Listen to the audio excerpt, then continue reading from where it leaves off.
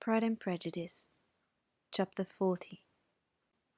Elizabeth's impatience to acquaint Jane with what had happened could no longer be overcome, and at length, resolving to suppress every particular in which her sister was concerned, and preparing her to be surprised, she related to her the next morning the chief of the scene between Mr. Darcy and herself. Miss Bennet's astonishment was soon lessened by the strong sisterly partiality which made any admiration of Elizabeth appear perfectly natural, and all surprise was shortly lost in other feelings.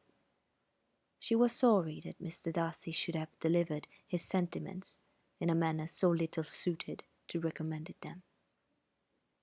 But still more was she grieved for the unhappiness which her sister's refusal must have given him. His being so sure of succeeding was wrong, said she, and certainly ought not to have appeared, but consider how much it must increase his disappointment. Indeed, replied Elizabeth, I am heartily sorry for him, but he has other feelings which will probably soon drive away his regard for me. You do not blame me, however, for refusing him? Blame you? Oh, no. But you blame me for having spoken so warmly of Wickham? No, I do not know that you were wrong in saying what you did. But you will know it when I have told you what had happened the very next day. She then spoke of the letter, repeating the whole of its contents as far as they concerned George Wickham. What a stroke was this for poor Jane, who would willingly have gone through the world without believing that so much wickedness existed in the whole race of mankind as was here collected in one individual. Nor was Darcy's vindication, though grateful to her feelings, capable of consoling her for such discovery. Most earnestly did she labour to prove the probability of error, and seek to clear one without involving the other. This will not do, said Elizabeth. You never will be able to make both of them good for anything. Take your choice, but you must be satisfied with only one. There is but such a quantity of merit between them, just enough to make one good sort of man, and of late it has been shifting about pretty much. For my part, I am inclined to believe it all Mr. Darcy's, but you should do as you choose. It was some time, however, before a smile could be extorted from Jane. I do not know when I have been more shocked, said she. Wickham's so very bad. It is almost past relief. And poor Mr. Darcy. Dear Lizzie, only consider what he must have suffered. Such a disappointment, and with the knowledge of your ill opinion too, and having to relate such a thing of his sister. It is really too distressing. I am sure you must feel it so. Oh no. My regret and compassion are all done away by seeing you so full of both. I know you will do him such ample justice that I am growing every moment more unconcerned and indifferent. Your profusion makes me saving, and if you lament over him much longer, my heart will be as light as a feather. Poor Wickham! There is such an expression of goodness in his countenance, such an openness and gentleness in his manner. There certainly was some great mismanagement in the education of those two young men. One has got all the goodness, and the other all the appearance of it. I never thought Mr. Darcy so deficient in the appearance of it as he used to do. And yet I meant to be uncommonly clever in taking so decided a dislike to him without any reason. It is such a spur to one genius Such an opening for wit, to have a dislike of that kind. One may be continually abusive without saying anything just, but one cannot be always laughing at a man without now and then stumbling on something witty. Lizzie, when you first read that letter, I'm sure you could not treat the matter as you do now. Indeed, I could not. I was uncomfortable enough. I was very uncomfortable, I may say unhappy, and with no one to speak to of what I felt, no Jane to comfort me, and say that I had not been so very weak and vain and nonsensical as I knew I had. Oh, how I wanted you! How unfortunate that you should have used such very strong expressions in speaking of Wickham to Mr. Darcy, for now they do appear wholly undeserved. Certainly, but the misfortune of speaking with bitterness is a most natural consequence of the prejudice I had been encouraging. There is one point on which I want your advice. I want to be told whether I ought or ought not to make our acquaintance in general understand Wickham's character. Miss Bennet paused a little, and then replied, "Surely that can be no occasion for exposing him so dreadfully. What is your opinion?" "That it ought not to be attempted. Mr. Darcy has not authorized me to make his communication public.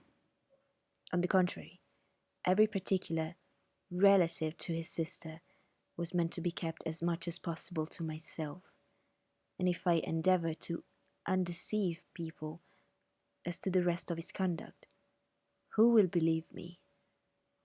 The general prejudice against Mr. Darcy is so violent that it would be the death of half the good people in Meryton to attempt to place him in an amiable light. I am not equal to it. Wickham will soon be gone, and therefore it will not signify to anybody here what he really is. Some time hence it will be all found out, and then we may laugh at their stupidity in not knowing it before. At present I will say nothing about it. You are quite right. To have his errors made public might ruin him for ever. He is now, perhaps, sorry for what he has done, and anxious to establish a character. We must not make him desperate." The tumult of Elizabeth's mind was allayed by this conversation. She had got rid of two of the secrets which had weighed on her for a fortnight, and was certain of a willing listener in Jane, whenever she might wish to talk again of either. But there was still something lurking behind, of which prudence forbade the disclosure. She dared not relate the other half of Mr. Darcy's letter, nor explain to her sister how sincerely she had been valued by his friend. Here was knowledge in which no one could partake, and she was sensible that nothing less than a perfect understanding between the parties could justify her in throwing off this last encumbrance of mystery. "And then," said she, "if that very improbable event should ever take place, I should merely be able to tell what Bingley may tell in a much more agreeable manner himself. The liberty of communication cannot be mine till it has lost all its value." She was now, on being settled at home, at leisure to observe the real state of her sister's spirits. Jane was not happy. She still cherished a very tender affection for Bingley. Having never even fancied herself in love before, her regard had all the warmth of first attachment, and from her age and disposition, greater steadiness than first attachments often boast.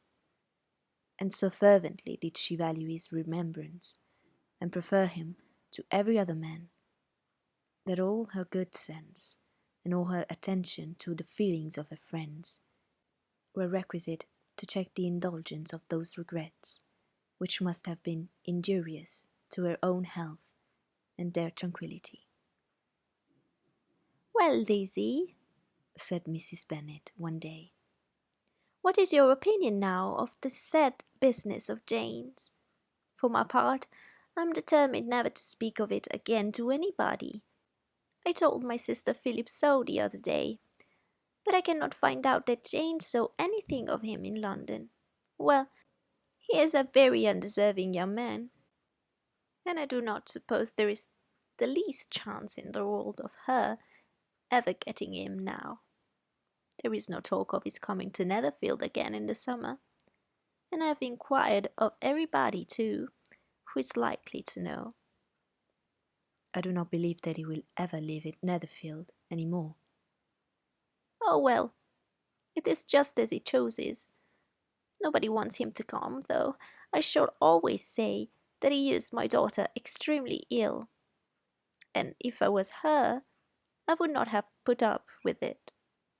Well, my comfort is, I'm sure Jane will die of a broken heart, and then he will be sorry for what he has done." But as Elizabeth could not receive comfort from any such expectation, she made no answer. "Well, Lizzie," continued her mother soon afterwards, "and so the Collinses live very comfortable, do they? Well, well, I only hope it will last. And what sort of table do they keep? Charlotte is an excellent manager, I dare say. If she is half as sharp as her mother, she is saving enough. There is nothing extravagant in their housekeeping, I dare say." No, nothing at all. "A great deal of good management, depend upon it. Yes, yes, they will take care not to outrun their income. They will never be distressed for money. Well, much good may it do to them. And so I suppose they often talk of having Longbourn when your father is dead. They look upon it quite as their own, I dare say, whenever that happens." It was a subject which they could not mention before me.